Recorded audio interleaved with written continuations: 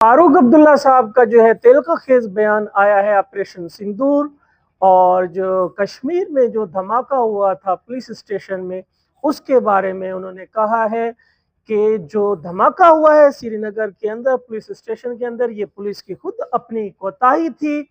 उन्हें जो है इस बारूदी मवाद को खुद से डील नहीं करना था, ऑफिशियल लोगों से जो है उनको ये डील करवाना था। ये बारूदी मवाद जो है ऑफिशियल जो प्रोफेशनल्स लोग हैं, उन्होंने इसको डील नहीं किया, उसकी वजह से जो है वो जानी नुकसान हुआ है। तो फारूक अब्दुल्ला साहब ने कहा कि ऑपरेशन सिंदूर जो है, इस तरह के ऑपरेशन नहीं होने चाहिए। उन्होंने कहा है कि जो हमसाए हैं वो तब्दील नहीं किए जा सकते। हाँ, उनके साथ अच्छे ताल्लुकात ज़रूर बनाए जा सकते हैं ताकि इलाके में अमन हो। तो बहुत तनकीद का निशाना बनाया है उन्होंने ऑपरेशन सिंदूर में।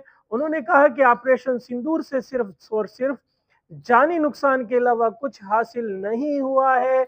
और कश्मीर में जो ये वाक़या हुआ है, वो भी जो है पुलिस की नाअहली है और उन्होंने दुआ की है कि दोबारा इस तरह के ऑपरेशंस वगैरह जो हैं वो ना किए जाएँ, ताकि जो है हमसाया ममालिक एक-दूसरे के साथ मोहब्बत, अमन, सुकून से रह सकें। उन्होंने मज़ीद ये भी कहा है कि इस तरह के ऑपरेशंस से जो है जम्मू कश्मीर की फ़ज़ा भी ख़राब होती है, वहाँ पर भी हालात ख़राब होते हैं।